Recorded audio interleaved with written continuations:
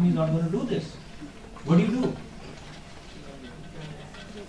You pick those up.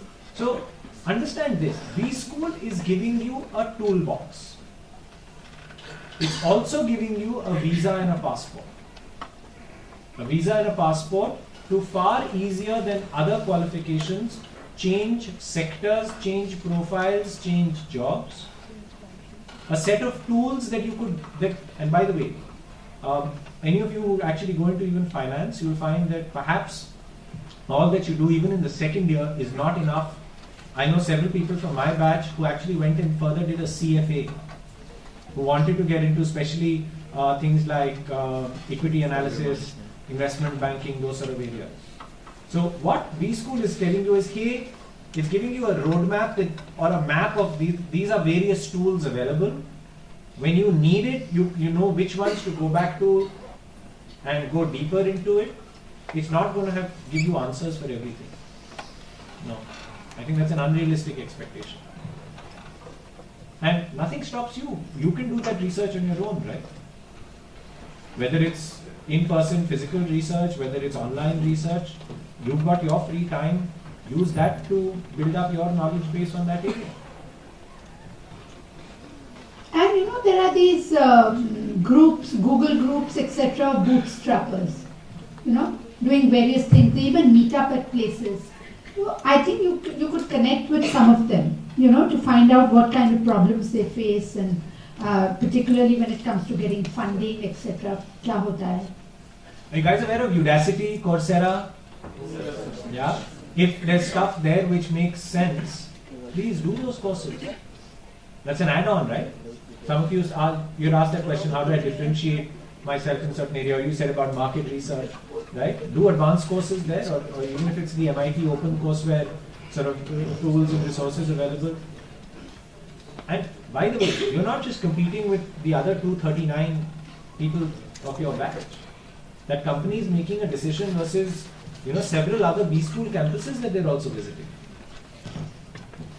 There's also the EDI in Ahmedabad, Entrepreneurship Development Institute. Fantastic, you know, and they have a rolling admission. You can just sign up for their courses. They're all distance, but very good. You know, that might give you a leg up. But you'll have a course or a you must track have in something. entrepreneurship here in the second year, right? You would. Is there? Somebody is saying yes. So check. What is that sector? That's retail. Okay. Hello. They are producing only store managers and somebody can handle all. Should we take the last two questions? Are there two questions? Can I ask a question? Hello. Yeah. Hello, Madam sir. Hi. So the last statement you just made brings me to my question. We are not just competing with ourselves, but all across the country. So in this 2 years, we are in a journey of learnings all around. Every trimester is staged. But unlike as we were benchmarked nationally when we used to prepare for exams like CAT and all, we don't have anything for us to benchmark us apart from the exams which we have internally to the whole country. So as to can you suggest us practical ways to benchmark as to how good are we a marketer or how good we are as a HR manager in that matter? Already, as in before you start working, So, but to be able to definitely the benchmark, seeds is are it? sown in the B-School, so No. at least we can know how much. I think one way you could look at it is that companies have, you know, policies. They will go to tier 1, tier 2, tier 3 max. So the very fact that you fall within that ambit means that, you know, certain level of acceptance or acceptability you already have, at least on paper, you know, and then the rest sort of comes. But if you're asking how do I individually benchmark myself and skills for that, Some psychometric tests, for instance, companies conduct psychometric tests. but they're not available for you to sort of on Yes. your own do them. Tests like the MBTI, etc. You know, we have a test, and I think we should throw it open to students here. We have a small test called the Eye Opener. You know, the Eye Opener is a career interest battery. You know, it's not an aptitude, just an aptitude or, you know, general interest battery. It matches your career interests against 3,540 different careers, jobs put together. So it will tell you exactly. So for instance, if Zubin has a score which says SAI, he's social, he's artistic, he's investigative, and I have IAS, the careers or the profiles that will be, suited to me will be quite different from what is suited to him. So I think taking a test like this, using a validated tool will really serve as an eye-opener. All it takes is half an hour. Take a shot at it. Because we all have notions about what we are good at or what is required in the market. A test like the one I'm talking about called the eye-opener, what it has done is that it has studied each of these careers and jobs, and they've taken the 100 most successful people in each of these fields and then codified their career, their interests. So you will find that successful teachers, for instance, share certain common interests and certain common personality types. You may be brilliant at mathematics and everybody will say, hey, why don't you become a maths teacher or a maths professor? But if you don't have basic empathy, you lack in creativity in terms of a student comes and says, sir, ये मुझे समझ नहीं आ रही है, एक बार समझा दोगे, दूसरी बार थप्पड़ मारने को दिल करेगा. You'll be a lousy maths teacher.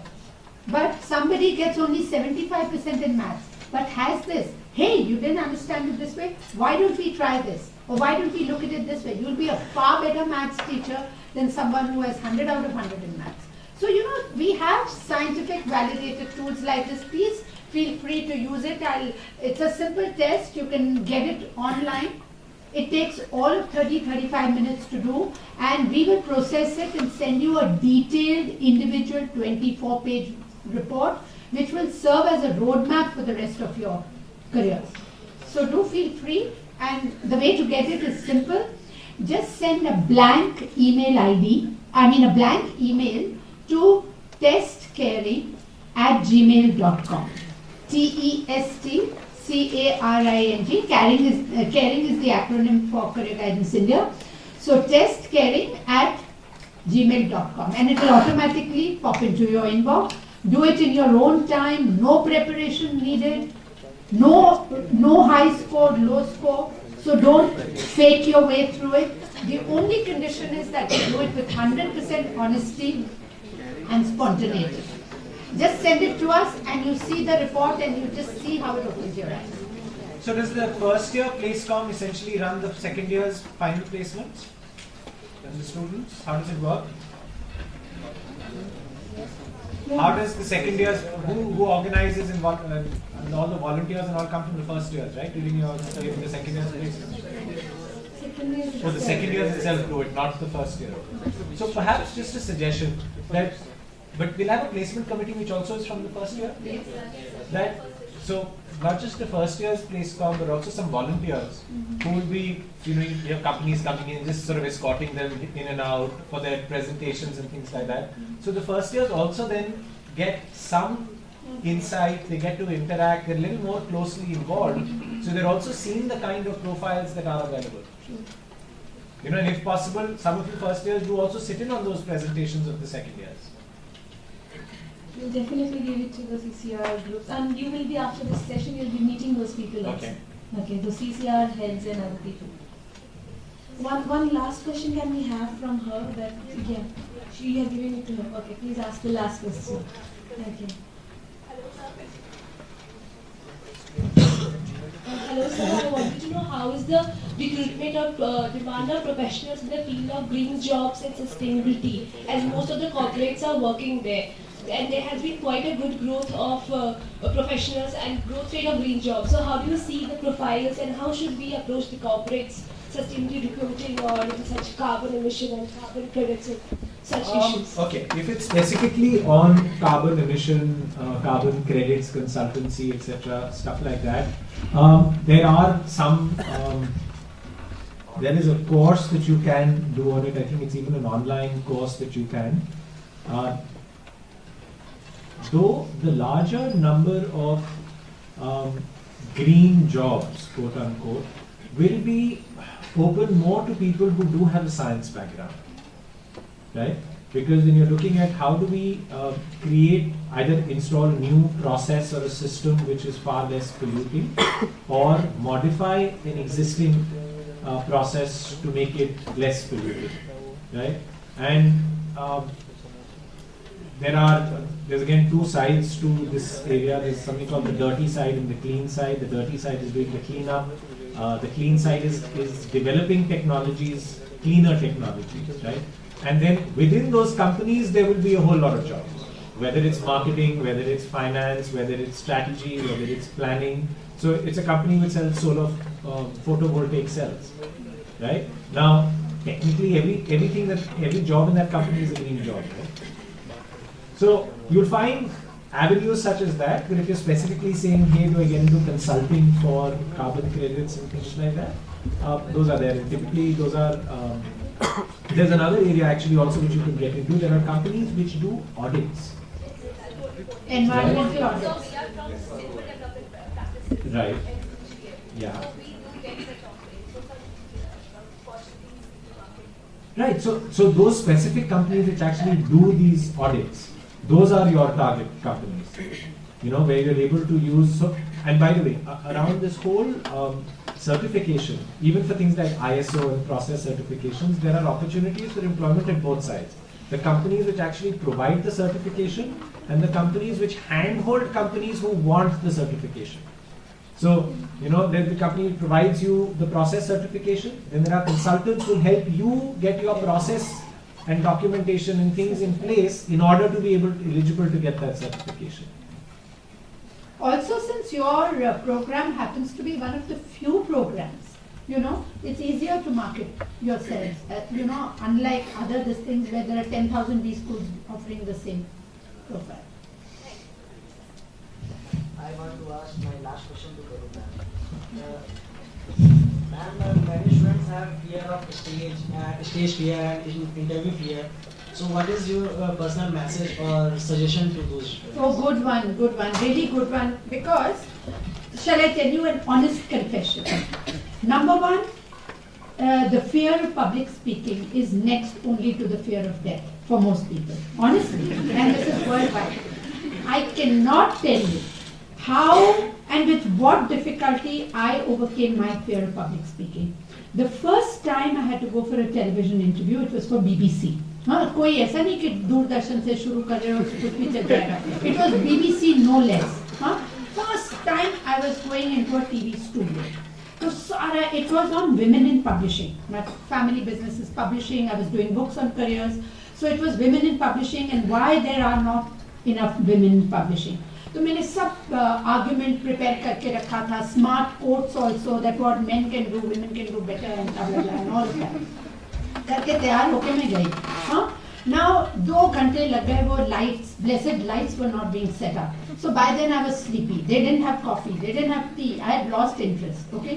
फिर 2 घंटे बाद स्टूडियो में गए. स्टूडियो में गए तो पहली बार मैंने मॉनिटर देखा. So this was a live program. And there were other people on the panel and there was a camera in front of me with a monitor and I could see my face. I was so enchanted with looking at myself. That, the anchor would ask me a question and, it would register. So I'd say, oh yeah, I made such a fool of myself. Honestly, anybody else in my place would have quietly gone back behind her desk and said कि तुम बस बैठ के columns लिखो, research करके ये TV CV तुम्हारे बस का नहीं है, But I said no, I have to overcome this. And promptly, my next invitation was from LSR College. Okay, every year their economic society and various societies they open their batch. Okay, so I was invited as the chief guest to address the students and the faculty for the economic society. Now, I'm not an economics graduate or postgraduate. Absolutely, I'm from mass communication. So, again, I can't tell you how many deaths I died. I would hope, 5 दिन पहले तो भूख मर गई. Then and I kept hoping कि कोई नेता बेटा मर जाए.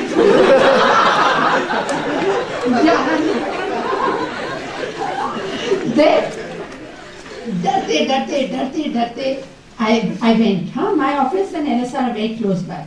Utne mein, I was so nervous that I drove my car into a khadda in NSR. How embarrassing can that be? You know? And then there was this big conference room, and I'm sitting there. There's the principal, there's the head of department, there are the professors, and mera sab knowledge was ratified knowledge, you know, what I'd gathered, global gyan on eco and this, that, and the other. And then, you know, I just stood there and I thought I was going to die. I was so nervous and I was, you know, clammy hands, clammy whatever. But, and everybody goes through this. Everybody goes through this. There are very few lucky people who don't, you know. But you have to, you just take 4 deep breaths and tell yourself one thing, that worst comes to worst, kya hoga?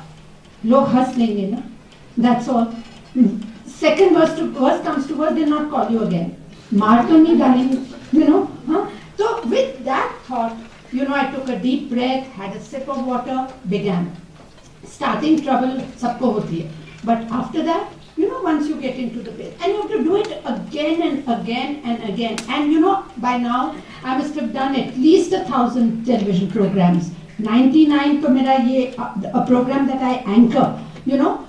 And still, I can't say with honesty that I've overcome my fear of public speaking. I still get butterflies. When I was coming here, can't tell you how many butterflies. It's just that you learn how to conceive.